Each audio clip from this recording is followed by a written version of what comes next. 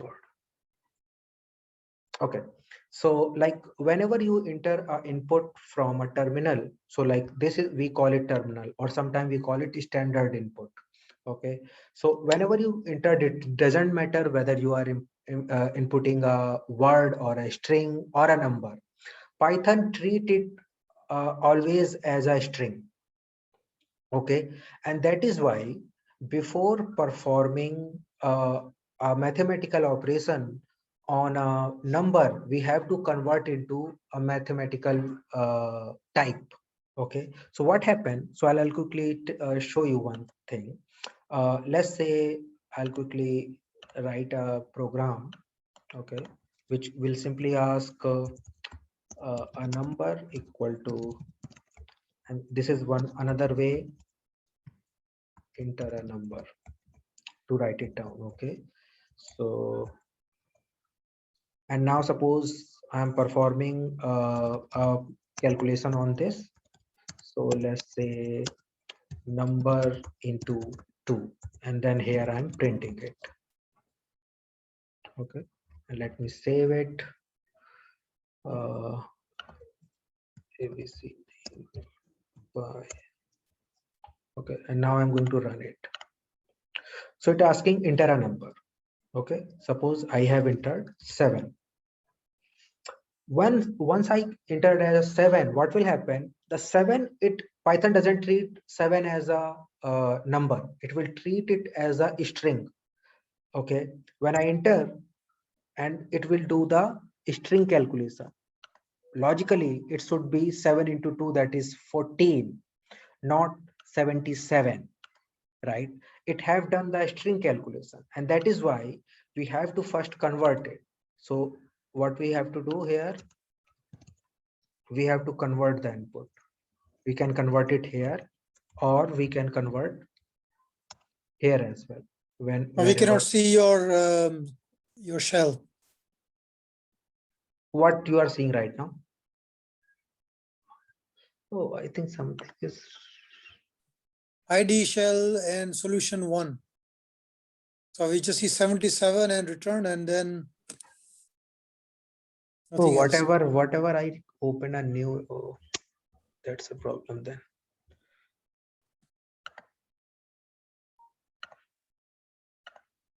Whatever window I open new, that actually is go away. Okay, so what I'm saying is this. So I hope you can see this ID Alice, right? This you can see, right? Enter a number 7 and then 77. This is screen you can see. Yes. Okay, so this is the program. Okay, so this what we have written. Suppose let me make it like suppose 20, and let me run it again once again. Okay, so run module. So enter a number. Suppose I'll say 15, and now the answer is 15 20 times. Okay, because it treated whatever we have entered, it treated that entered value as a string, and then perform a string operation rather than a mathematical operation. To make it a number, we need to convert it, and that's called the type conversion. So string to integer or float is actually the decimal number. So that conversion is required. So when user have entered a number, suppose here like 15, I have to convert it before performing any operation on it. So let's say I'll convert it to int, and now I'm going to run it. So enter a number 15, and now you receive a 300.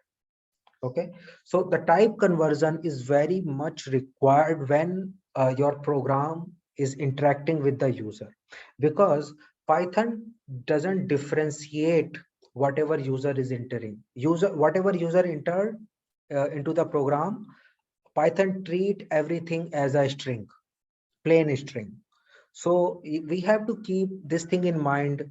Suppose if we are asking for a number, and so we have to convert that input into a number. Otherwise, it will be treated as a string. And today we are going to quickly check that only. Okay. So so the type conversion. So what the type conversion means is like, so if I come simply type and suppose a number. What you see, the type is integer, so it is an integer type. Okay, the same way if I type like 2.0, because I have added a decimal now, it says it's a float. Okay, and the same way I'll show you very interesting thing. Same way, if I enter this, it will say string. Okay, because if you, it doesn't matter, like if you added inverted commas in any number, it is treated as a string. Okay, so suppose if you are performing a comparison, okay, so suppose 2 equal to 2, the answer is true. Yes, if I said this, it is false. The reason is the number 2, the mathematical number 2 does not equal to the string 2. Okay, so we have to keep this thing in mind. Okay, so suppose if I'll say this is true, because I have converted this to an integer, and then integer is obviously the output of this is 2, and 2 double equal to 2, that is true.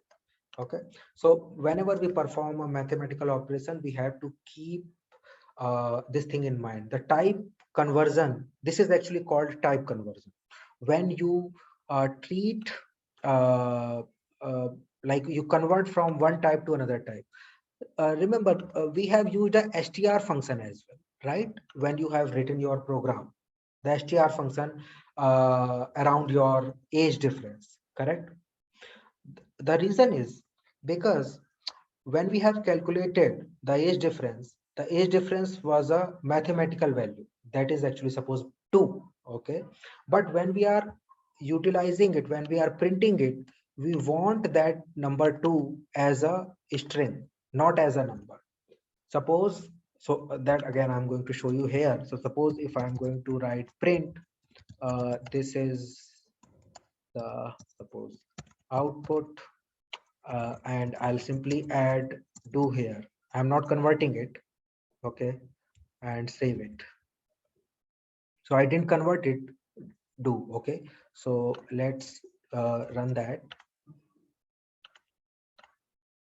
Enter a number. I say suppose 11, and it print the second output, that is the actually that number, what is the number of 2, which obviously, so 11 into 20 is 220. But for the third line print, it throws error, and error simply says, which you can see here, can only concatenate string, not integer to string. So that the thing is, this is a string. We know this is all literal. This is a string, but this value is not a string.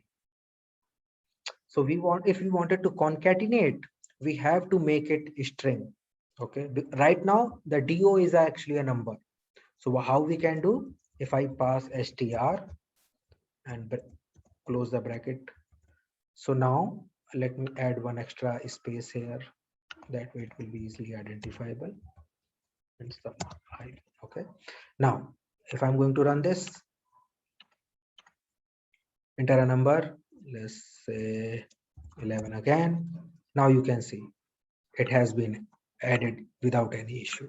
So whenever you are printing anything this way, all the input values should be string. Okay, so suppose if there is a mathematical calculation you have done behind the scene, so and you wanted to display that mathematical calculation on the screen, convert that to string. Okay, the same way, whenever you are asking a user to enter a number, any mathematical input, keep that in mind. You have to convert into appropriate type, maybe integer or float. Okay, and based on that, calculation will happen. Otherwise, it will do the string operations. So this you have to keep in mind before, like whenever perform operation on a mathematical or a string string values. Okay, so today what we will do, let me quickly check. Okay, so today we will see few more mathematical operators. So what I'm going to do, I'm going to input a few values. So a equal to, I'll say 5, and b equal to, I'll say 7. Okay, so these are the two values I have assigned. Now we will quickly check. So at that day, what we have seen, if I do a plus b, it is adding, that's 12, that's fine. If I say a minus b, that is -2. So just keep these two numbers in mind as of now. So we are quickly checking the operator. So we have checked the add operator, negative operator. Then I have quickly, let's say the multiplication operator, and let's say a divide operator, b, that is 0.71, obviously the division operator. Okay, now there is a very interesting operator as well, and operator called modulus operator. And what modulus operator says, that is this. So if I say, suppose b divided by 5, b divided by a, so b divided by a means 7 divided by 5. So let me simplify it that way. So 7 divided by 5. Okay, so that is 1.4. So there is a modulus operator. What modular operator represent? What is the remaining? Okay, after dividing it whole, what will be the remain? So if I say 7 and the operator sign is percent, if I say 5 and this is 2, and why 2? Because if you divide 7 by 5, so 5 1 ja 5, that's okay. Then there is a remainder remains, that is 2. Okay, suppose I'll say, suppose 14% 10. So what will be the remainder here? 4. If I say 14 divided by 10, it will be like 1.4, because it will divide it completely. But if I wanted to know, like, what will be the remainder? Suppose if I say, suppose 255, and I wanted to divide, suppose, by 13, what will be the remainder? That will be the 8. Okay, so this is like a modulus operator.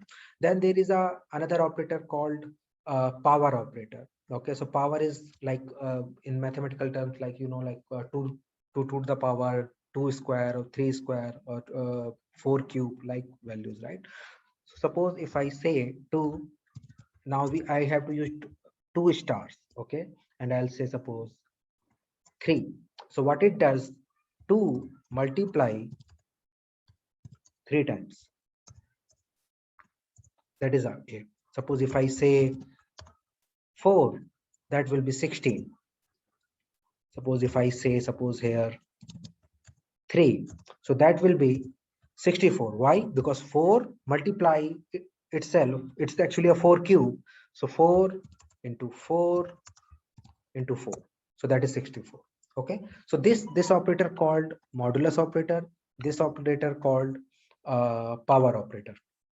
Okay, then there is another operator available.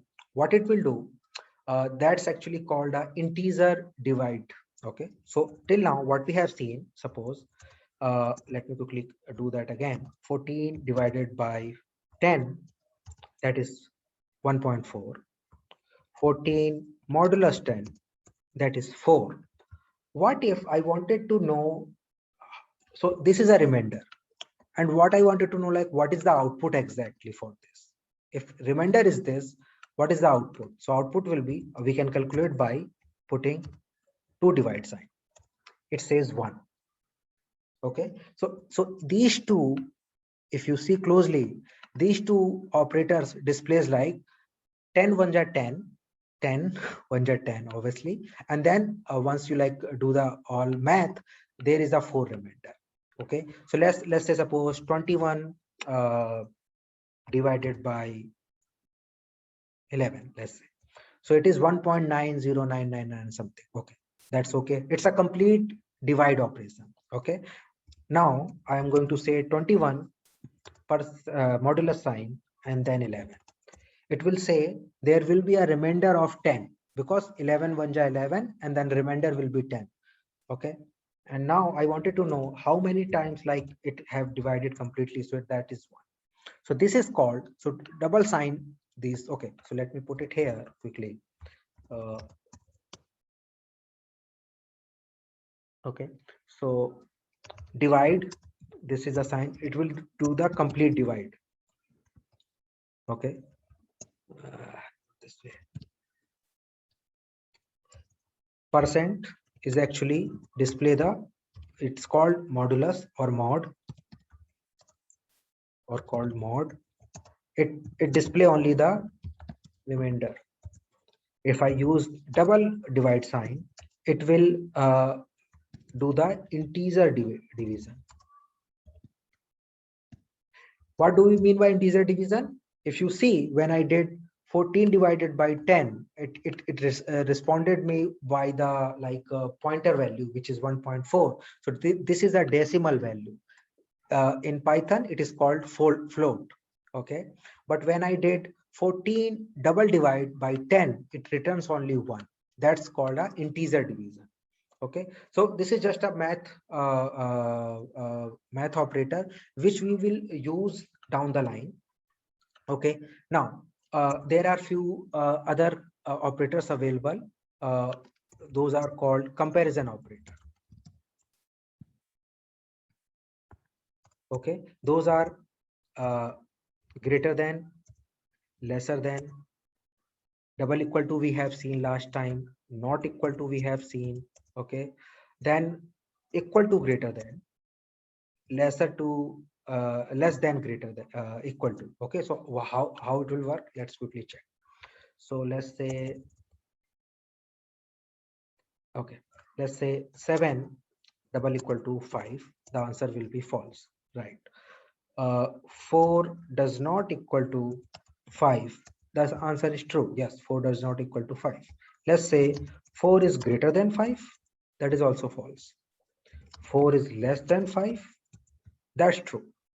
Now let's say 4 equal to, greater than 5. In this scenario, what will happen? 4 neither is equal to 5 nor is greater than 5. So the answer, one sec, let me cannot assign to literal. Oh, sorry. 4 is greater than equal to. Yeah, sorry. I have reversed the operator. So 4 is greater than equal to 5. Obviously, 4 is neither greater than 5 or equal to 5. And if I'm going to say 4 less than equal to 5, that's true. If I say suppose 5 less than equal to 5, so 5 doesn't less than 5, but 5 is equal to 5. So that's also true. Okay, so these are the 6 operators: greater than, lesser than, double equal to, which we already have checked. Double equal to 5, that's true, right? Does not equal to, we have checked. Greater than, less than, we have checked. So these are the comparison operator. Okay, now there is another operator called Boolean operator. And why I'm telling you these as of now, because down the line in our course, we are going to do a lot of comparison calculations, and there we will use these operators to do the calculations, to take the decision. Okay, that's why you have to know what is equal, what is greater than. Suppose if you have to calculate equal, less than values, that's why. Then there are few called Boolean operators. Boolean is always represent two values, one called true and one called false. And we already have seen that here, right? False and true. Okay. So what Boolean operator will do? So as simple as that, it's represent two values, true and false. Okay. And lastly, there is a called negation operator. That's actually represent as not. So what I'm going to do, see here. One sec. Not will always reverse the whatever the outcome. So suppose if I say not true, it will be false. Not false, it will be true. Okay. So let's do something. Suppose not, then 5 is greater than 4. What do you think? What will be the output of this? 4 is greater than 5. True. No, it will be false. See what I'm doing here. 5 is greater than 4 is true. 5 is greater than 4 is true. I agree. But I have added not. So it will be like not, and then 5 is greater than equal to greater than 4. That's true. So not true is false. You got my point? So split it. So suppose if I say not 5 double equal to 5, or suppose 54. What is the output of this? So first what you have to do, first calculate the expressions output. So this is the expressions. First calculate it and then reverse it completely. So 5 double equal to 54. What will be the output of this? False, right?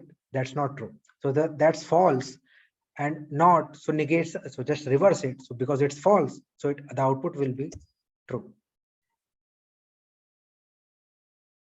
Okay, so like this is like we will use down the line when we will. So this is why I'm telling you this is like down the line when we do some, we wanted to put some logic in our programs, we are going to perform these activities. Okay, then there are two other operators called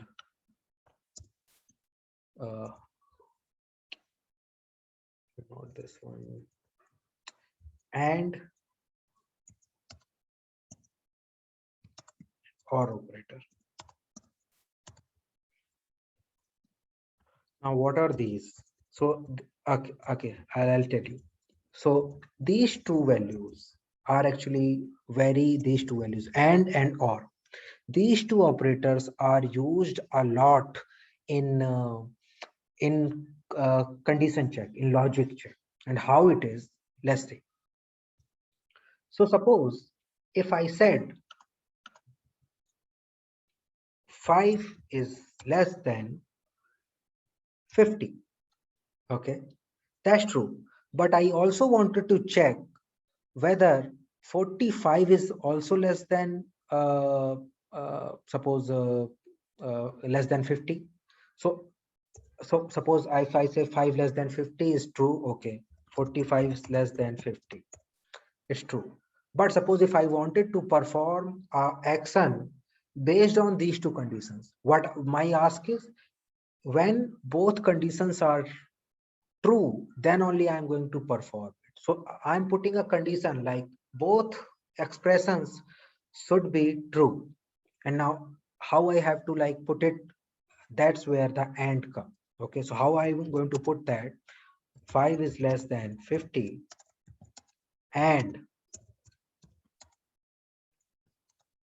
45 is less than 50. So what it will do? It will calculate this output and this output. Based on these two output, the AND operation will happen. Okay, and there is a truth table available for this, and I'll quickly show you what is that. Okay, so let's me quickly design that. So AND operator, how this works? So suppose T, so T means true. Okay, so output will be T. T F, output will be F.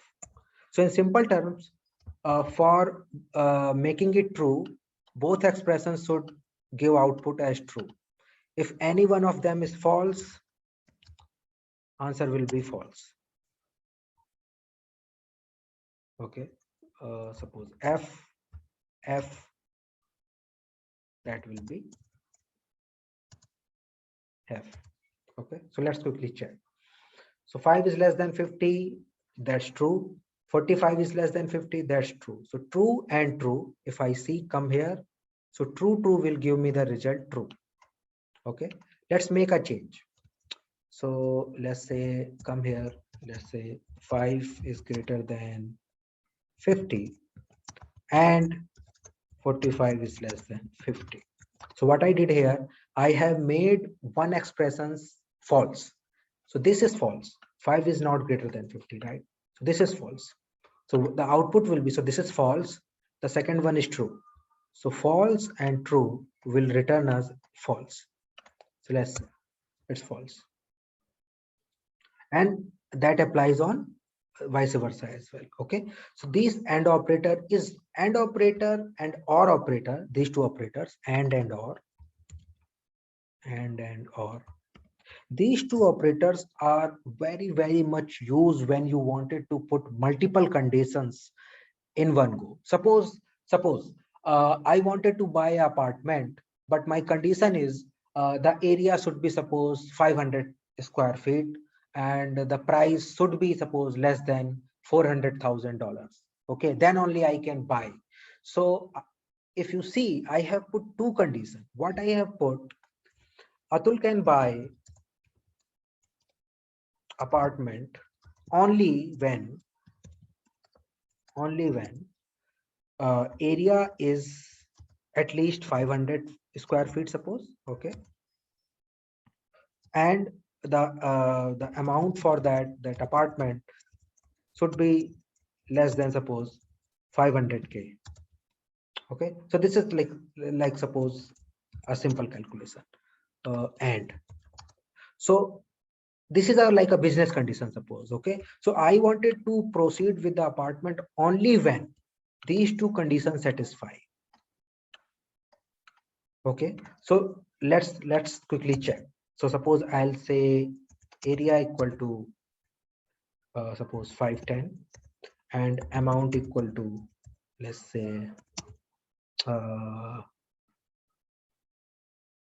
make it like suppose 600.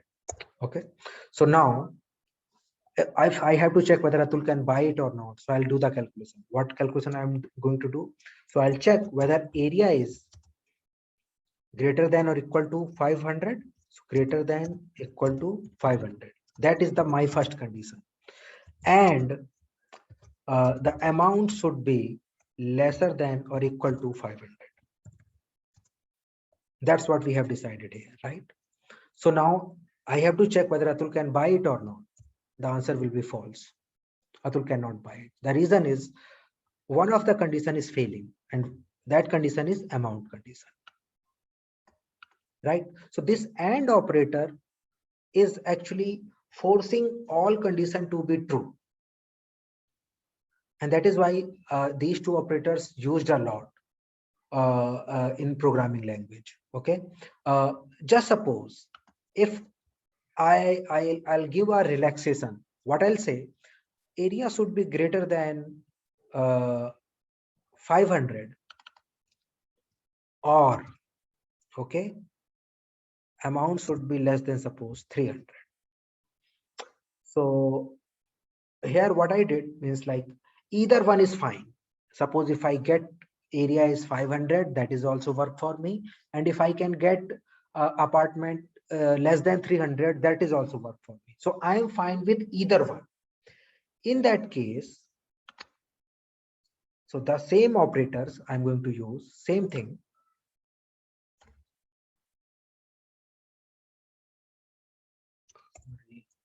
So I'll say area is greater than equal to 500. Now the condition is changed. It's OR now. Okay, OR. Then amount is what amount I have given, I think 300, right? Yeah, amount is less than equal to suppose 300. So OR table is different. How OR table different work?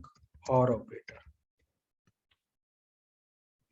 OR operator is always true except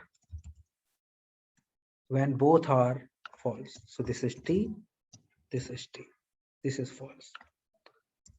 When both are false, then only the OR operator will be false, else it will be true. In AND operator, when both are true, then only it will be true, else all are false. Okay, so these two operators, and you will easily remember these once you will like proceed with the coding and all, you will easily remember. But these are called the truth tables. We call it in like a mathematical term, we call it truth tables. So let's check this output. So what the output says that, so here I put like area should be greater than 500 or amount is less than 300. So let's see, area is 510, so condition is true here. Okay, but amount is not less than 300, so condition is false. So true or false, let's see, true or false, it's true. So let's see the output of this, it's true. Because I have relaxed a condition, I am fine with any one condition. That's why the OR operator comes. So these two operators used a lot. So just keep in mind, and not like no need to keep right now in the mind, but yeah, down the line we will perform lot of activities where we will see how these will help us. Okay, any questions in this section?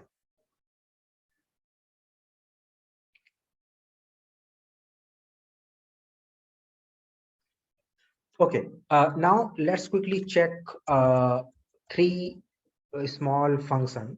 So as I explained last time, function is nothing but a kind of utility or a small program provided by Python default. Okay, so how those functions first, let's quickly check. So suppose here what I'm going to do is a equal to suppose I'll say minus 25. Okay, and as we have known, right, suppose we have checked like age 1 equal to suppose 45, age 2 equal to suppose 50, 67 suppose. And if I do age 1 minus age 2, the answer is minus 22. Logically, if you go simply, you never say, so minus 22 represent like age 1 is lesser than age 2, but when you are going to say, you will not say minus 2. Okay, you will not never say like the age difference between user 1 and user 2 is minus 2. You will simply say like user 1 and user 2 age difference is 22. Okay, and that's where the absolute works. Okay, so how the absolute works? So if I say apps, whatever the negative value I'll give, it will make it positive. Okay, apps 22, positive is always positive. Okay, so apps means absolute value. So in this scenario, what I'll do, age 1 minus age 2. So what it will do first, it will first calculate this, whatever the outcome, it will generate the, means it will return the absolute value for this, that is 22. Okay, it will not return, if I'm going to do only this age 1 minus age 2, it will return me minus 22. And that is why the program, whatever I have written, I have calculated apps for age 1, age 2, because say age 1 can be lesser than age 2. So that's why the apps is required to make a sense. Okay, otherwise minus 22 is also fine. The user 1 and user 2 age difference is minus 22, but that's not like humanly possible, right? So mathematically it's right, but humanly that's not correct. So that's why you have to absolute. Then there is another function called round. So round is same as mathematical round function, right? So suppose if there is a value, let's say a equal to 1.9, and I have to round off this value, so round a, so that will be 2. This is the same round whatever we see day-to-day activity for the math. Okay, and last it's actually a power function. What power function will do, so let's quickly check. So let's say suppose if I do 2 to the power 3, which is actually nothing but 2 into 2 into 3, right? The same thing we can do via this function called POW, power 2 to the power 3. It will be 8. Okay, so in simple terms, pow 2 comma 3 is equal to 2 to the power 3, and that's true. Okay, so these three functions, apps, round, and power function. Okay, so just keep in mind, no need to learn it right away, but it's good to know as we proceed next. Okay, so I think we are pretty good with the math now. Any questions here? Any confusion? I know, like I'll put all this info. I'll put some links to like go through, but any high level problem here?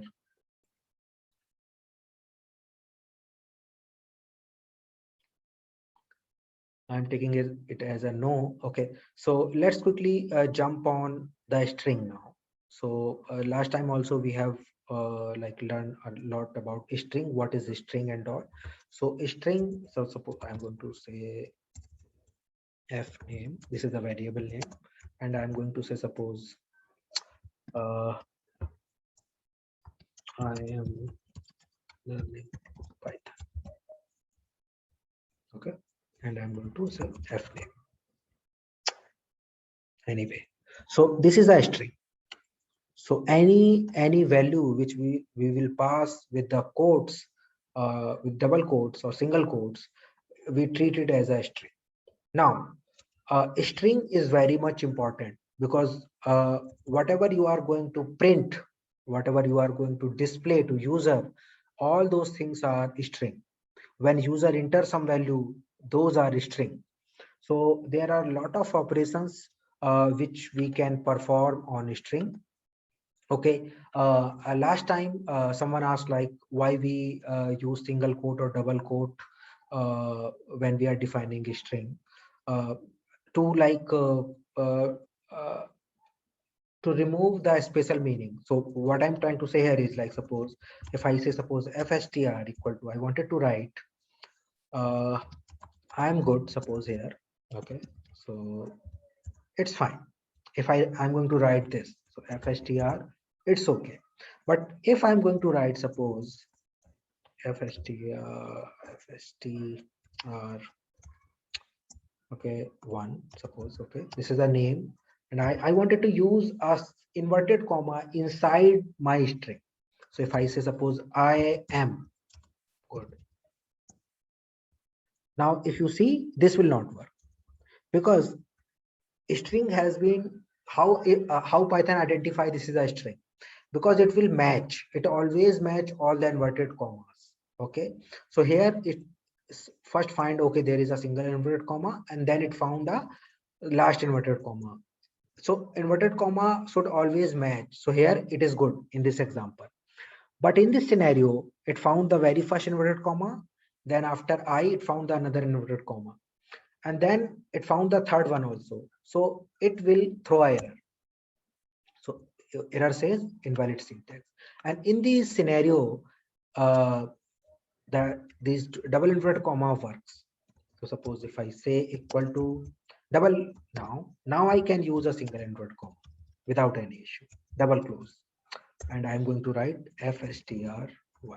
So see, I'm good. Okay, I can do the vice versa as well, means uh, uh, uh, string close by the single inverted comma, and I can use a double inverted comma in between. So suppose if I am going to say suppose f f f fstr2 equal to this, uh, my name is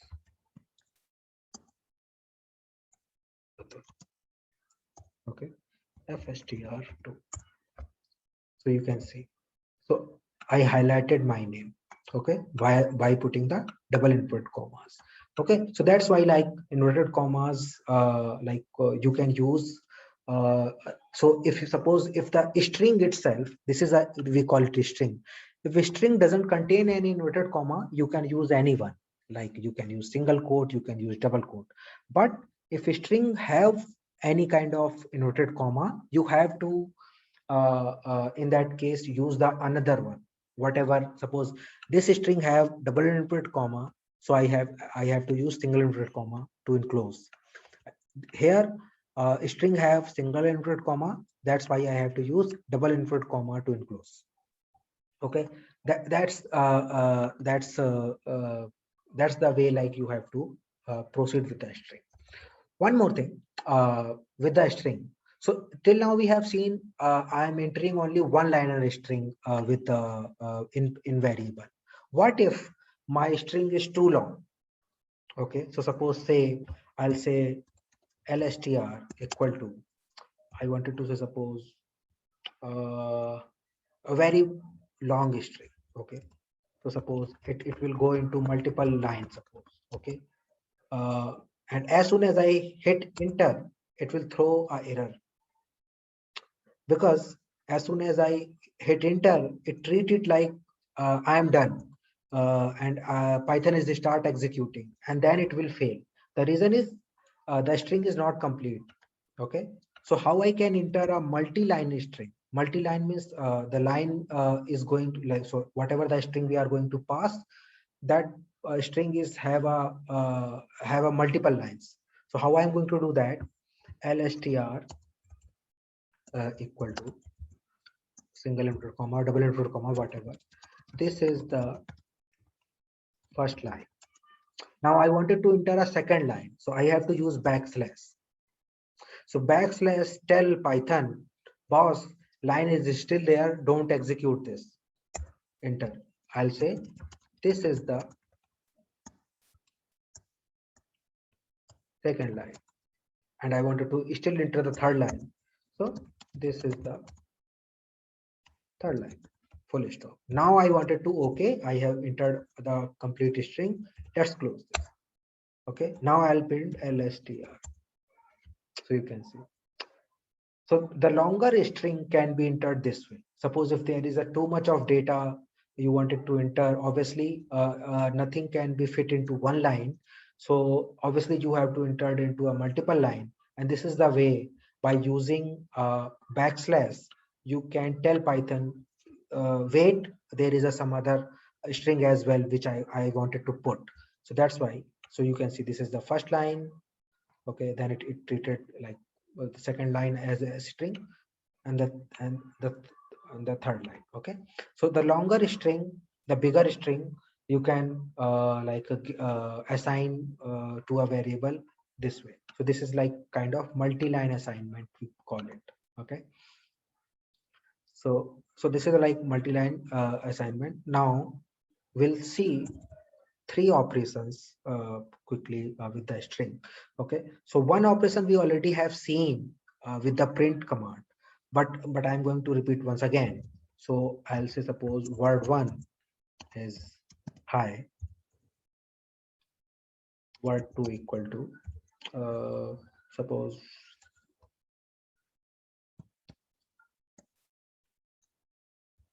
good, and suppose I'll say word3 equal to odd. Okay, now the operation is called concatenation. Okay, concatenation means I wanted to add things. So string, in string terms, it is called concatenation. So concatenation sign is plus. Okay, so if I say word 1 plus word 2 plus word 3, something is wrong.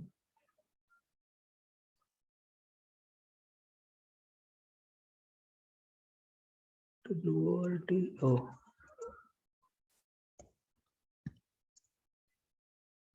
number 1. See, that's why.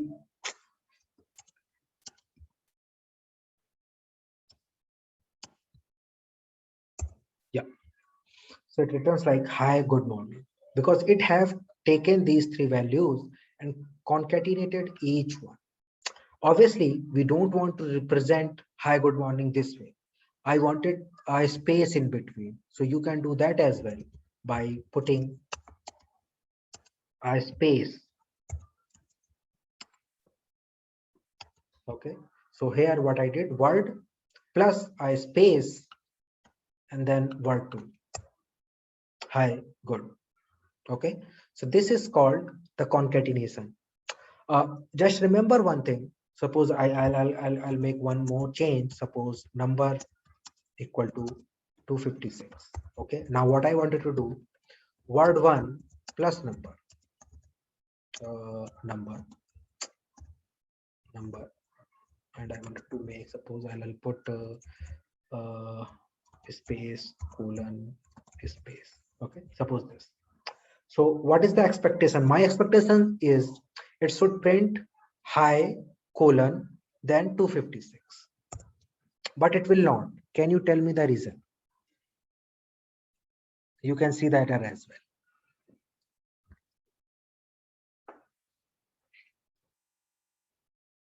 well. The reason is because number is a integer type, and I'm trying to concatenate a string with a number, and that is not right. So what I have to do in that case, word1 plus space colon space plus str number. I have converted that number as a string and hit enter. Now it prints high colon 256, and that is what we are doing here. So user 1 plus the user 1 value, obviously a string, so that's fine, plus is fine, plus age. Age we have calculated, taken as a string, but we converted it again to make it like a math, like a numeric one. So we have to convert it again to a string one to display as a single line. Okay, and that is why so this conversion string to numbers or numbers to string, always keep in mind. Okay, so now you can see the concatenation is working fine because everything is in string. Okay, so so this is the one thing. Okay, okay, any problem in string till now? Again, these are the very basic functions. Why you have to see right now, I know sometimes like it doesn't make sense, like why we wanted to know right away these functions, because whatever we are going to learn next, that will have conditions, that will have some looping mechanism, and in that scenario you have to do a lot of condition check. You have to do a lot of comparison, you have to take decision, because your program is now like taking decision. You will define a decision, and that's where you will do a lot of comparison, concatenation, and few other operations. That is why these functions will help you there. Okay, so I think this is fine, and quickly I'll go next with one more functions is called slicing, and what slice do actually. So let's quickly check that. So suppose not this one, suppose let's say word 3. So word 3 says morning. As a user, I wanted to know what is the first letter of this word 3. Okay, so as we use knife to slice it, right? So the same way Python slicing is also there. And how slice work? Slice work with brackets. How? Let's see. So I'll quickly do one thing. Let's say word, and I'll say suppose QWERT. Okay, so I have entered this way. Or let me simplify it. A B C D E F G H I J K L. Okay. Now I wanted to know. So word is this. A B C D E F G H I J K L. I wanted to know what is the first word. So slicing. So in slice means it always count what is the length. So there is a function called len first of all, and if I pass word, it will return how many letters are there. So see this function len. Okay, so there are 1 2 3 4 5 6 7 8, and likewise I can check for another one as well. Word 1, that's true because it's high. Len word 2, that's 4 because it's good, right? It's good. And word 3 is morning. So let's check word 3, it's 7. So 1 2 3 4 5 6 7. Okay, so len is actually telling you there are 12 letters in a word. Okay, now how slicing work? Slicing always start from 0. 0 to whatever the length minus 1. Okay, so how slicing start? So slicing start from 0 to len minus 1. Okay, so let's see. Word is ABCD. Now I wanted to check the very first letter. So very first letter is 0, and that's A. Okay, now I wanted to check second letter. Can you tell me what letter it will return? Word 2. C. C. It will return C, right? Because it starts from 0 to length minus 1. If I wanted to know the last one, I'll say 7. And that's, oh, sorry, not 7. Last one is 11.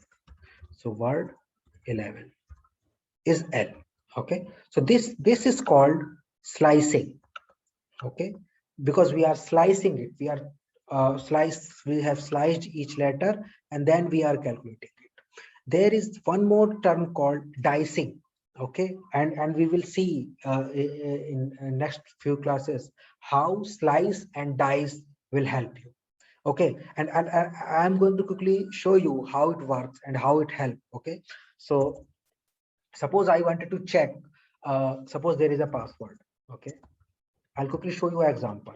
Okay, password is suppose ABCD. Okay,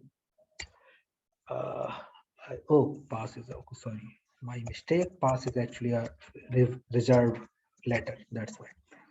ABCD. Okay, this one.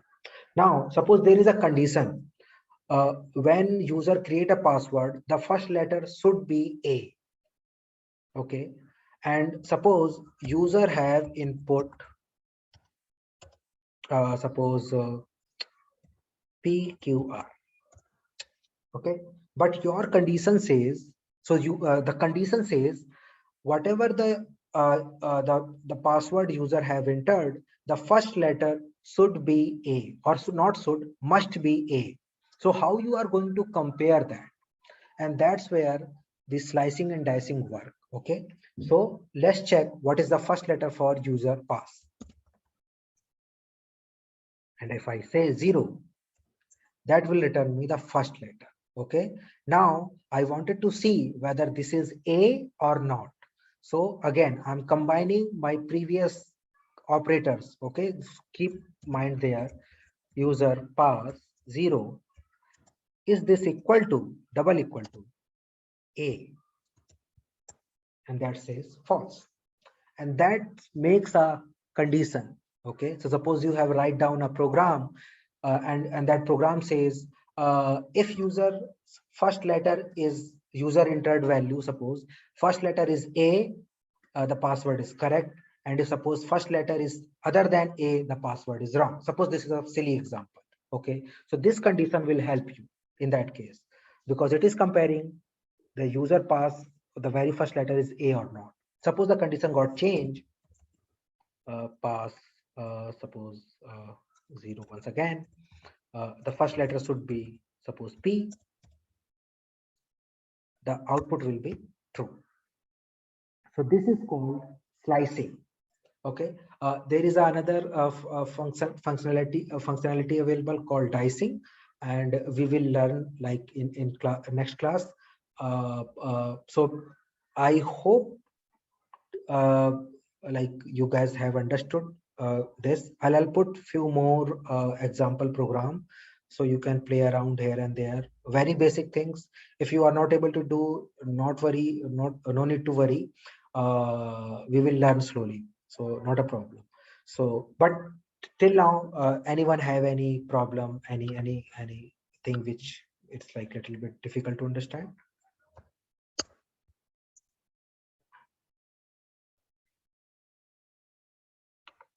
I know today, like there is a lot to take in. We have learned so many math operators, as well as string, multi-line string, and one of like string slicing. In next session, we are going to see like string dicing and all. And then we will like create our first program, which will do some magic. Okay, so I think that's enough for today. So let me stop sharing. And you guys, like, I hope, like, let me stop recording as well.